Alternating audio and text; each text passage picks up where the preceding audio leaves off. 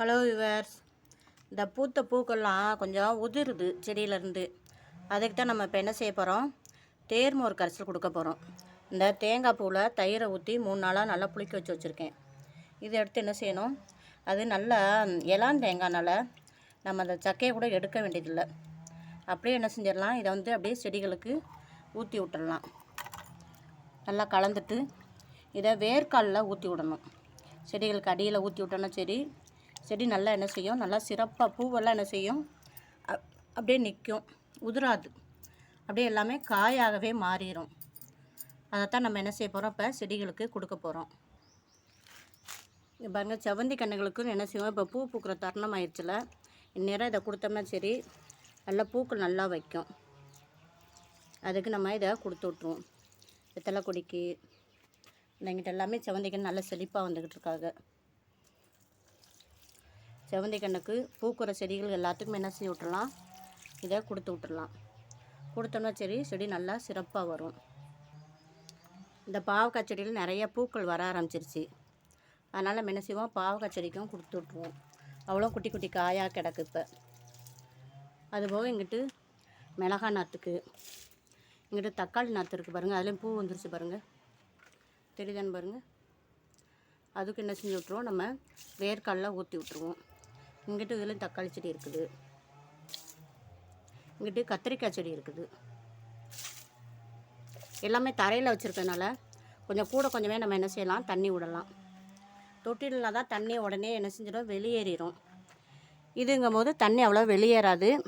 அப்படியே தரையில் இருக்கனால அது அப்பப்போ என்ன செஞ்சிடும், வேறுபட்டு நல்லா உறிஞ்சிக்கிடும். இதில் ஒரு மிளகாய் நாற்று, வெண்டைக்காய் நாற்று இருக்குது. இதில் கொடியை வராதில்ல. அது மேலே கொஞ்சம் கருவேப்பிலையை கிள்ளி போட்டு வச்சுருக்கேன். கருவேப்பிலையை நல்லா அடி உரமாக போட்டோம்னா செடி நல்லா சிறப்பாக வந்துடும். அதுக்காக அடி உரமாக கருவேப்பிலையை போட்டு வச்சுருக்கேன். ஏன்னா கருவேப்பிலைங்க பாருங்கள், நமக்கு எவ்வளோ வந்திருக்குன்னு பாருங்கள், எவ்வளோ சூப்பராக இருக்குன்னு பாருங்கள். நம்ம கருவேப்பிலைக்கும் கொடுத்து விட்டுடலாம். நீங்கள் ஒரு தனி செடி கருவேப்பிலை வருது. இதில் மிளகாய் நாற்று, இது காஷ்மீரி சில்லி. இந்த வட்டம் காஷ்மீர் சில்லி எப்படி வருதுன்னு பார்க்கணும். அதில் ஒரே ஒரு செடி தான் தப்பிச்சிச்சு. இதில் பாருங்கள், நேற்று ஊற்றினோம்ல, இப்போ கொஞ்சம் மாவு பூச்சி தொல்லை கம்மியாக இருக்குது நமக்கு. லெமன் வச்சு நேற்று ஊற்றி விட்டோம்ல, இன்னும் அடுத்தாப்பில் தேர்மோர் கரைசல் ஊற்றிட்டோம்னா பூக்கள் எல்லாமே என்ன செய்யும், பிடிச்சு நிற்கும். நின்றுட்டு அடுத்தாப்பில் என்ன செய்யும், காயாக மாறிடும். நமக்கு தேவையான பூவெல்லாம் காயாக மாறுறதுனா நம்ம செடி வச்சுருக்கிறதுக்கே ஒரு பெனிஃபிட்டாக இருக்கும். இது மிளகாய் நாற்று. இங்கிட்ட ஒரு 2 கத்திரிக்காய் செடி இருக்குது, இங்கிட்ட ஒரு கத்திரிக்காய் செடி இருக்குது. இந்த இதில் பப்பாளிலையும் பாருங்கள், இந்த பூவும் அப்படியே நல்லா பெருசாகிறதுக்கு நம்ம தேர்மோர் கரைசல் தான் கொடுக்கணும். நல்லா பூத்து காய் பிடிக்கனா இதை கொடுத்தா தான் நல்லா பூத்து காய் பிடிக்கும். அதுக்கு என்ன செஞ்சு விட்டுடலாம், பப்பாளிக்கும் நம்ம ஊற்றி விட்டுடலாம். இங்கே பாருங்கள் யுவர்ஸ், மிளகாயில் தெரியுதான்னு பாருங்கள், பங்காரு மிளகாய். இந்த ஒரு மிளகாய் ரொம்ப பெருசாகிடுச்சு பாருங்கள்.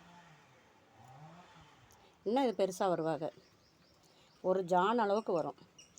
செடியிலே ஒரு 15 மிளகாய் கிட்ட கிடக்குது. இங்கே பாருங்கள், இவ்வளோ சிறப்பாக இருக்குன்னு பாருங்கள், எத்தனை மிளகாய் கிடக்குன்னு பாருங்கள். இன்னும் குட்டி குட்டியாக வருது மிளகாய். இந்த குட்டியாக இருக்குது பாருங்கள். இது பூக்கள் பூத்ததை எடுத்து விட்டுருங்க. எவ்வளோ சிறப்பாக இருக்குன்னு பாருங்கள். நான் இங்கிட்டு வேறு சைடு தளிர் அடித்து வேறு நல்லா வருது. இப்போ கொஞ்சம் வெயிலில் வச்சோம்னே இங்கே பாருங்கள், இன்னொரு சைடு பக்கக்கன்னு அடித்து இதுலேயும் பூ வரப்போகுது. இங்கிட்டு பாருங்கள், இங்கிட்டு நான் பூத்துருக்கு பாருங்கள். அந்த இதில் சம்பா மிளகாய் நேற்று ஊற்றினோம்ல, வாழைக்காய் தோல் கரைசலும் அதுபோக எலுமிச்சம்பழத்தூள் கரைசலும் ஊற்றினே இந்த பூச்சிகள்லாம் இல்லாமல் போயிடுச்சு செடியில். கொஞ்சம் எறும்புகளும் இல்லை. அது எறும்பு தொல்லை பூச்சி தொல்லை போகிறதுக்கு அதை ஊற்றணும். இந்த பூவெல்லாம் காயாக மாறுறதுக்கு தேர்மோர் கரைசல். நம்ம இயற்கையே ஃபாலோ பண்ணால் ரொம்ப நல்லது.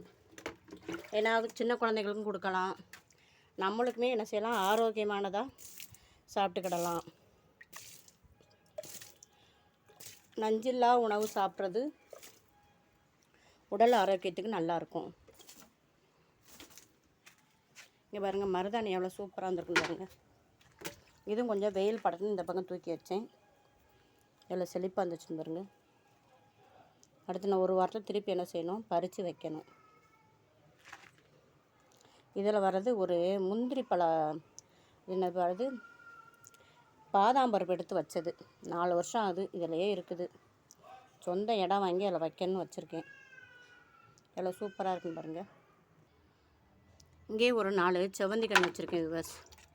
அதுக்கு என்ன செஞ்சு விட்டுலாம், நம்ம தேர்மோர் கரைசல் ஊற்றி விட்டுடலாம். இது கனகாம்பரம் புது தளிர் வந்துருச்சு. இந்த கருவேப்பிலையை பழத்தை சாப்பிட்டுட்டு சும்மா போட்டு வச்சுருந்தேன். இங்கே பாருங்கள், 3 கருவேப்பிலை கன்று வருது.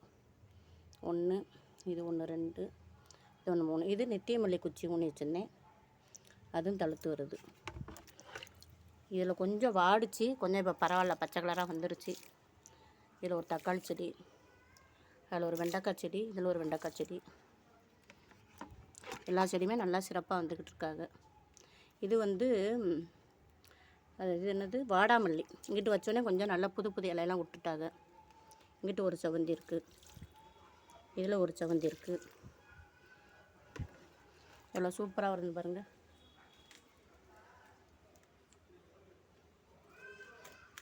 எல்லாமே சிறப்பாக வருது பாருங்கள். இதில் ஒரு செவந்தி புதுசு வாங்கி வச்சோம்ல, இது புது செவந்தி. இந்த கத்திரிக்காய் செடியில் பூ வருது. அதுக்கு என்ன செஞ்சு விட்டலாம், நம்ம இதை கொடுத்து விட்டுறலாம். தண்ணியை தேர்மோர் கரைசல் கொடுத்தோம்னா சரி, நல்லா சிறப்பாக வரும். இந்த பாருங்கள், கருவேப்பிலையில் திருப்பி ஒரு புழு நிற்கிது பாருங்கள். இதை நிற்கிது பாருங்கள். இது வந்துச்சுன்னா இதை அப்படியே எடுத்து என்ன செஞ்சுட்டணும், அப்படியே நசுக்கிட்டு இந்த காம்பை என்ன செஞ்சிடும், பிடுங்கி போட்டணும் இலையை. இது இலையை புல் என்ன செஞ்சு தின்னு நல்லா பெரிய புழுவாக மாறிடும். புது குருத்து இலை வந்தாலே சரி, அந்த பூச்சிகள்லாம் வர ஆரம்பிச்சிடும். அது வராத வந்துன்னா உடனே பார்த்து அதை இது பண்ணி விட்ருங்க, எடுத்து விட்ருங்க. இது மொச்சை கொடியான் விவர்ஸ். நான் பீன்ஸுன்னு நினச்சேன், இது மொச்சப்பயிர் கொடியான். மொச்சப்பயிர் கொடினா 1 வருஷம் ஆகுமா பூ பூத்து காய் காய்க்க. நேற்றா யூடியூப்பில் சர்ச் பண்ணி பார்த்தேன், இது மொச்சக்கொடின்னு போட்டிருந்தாங்க.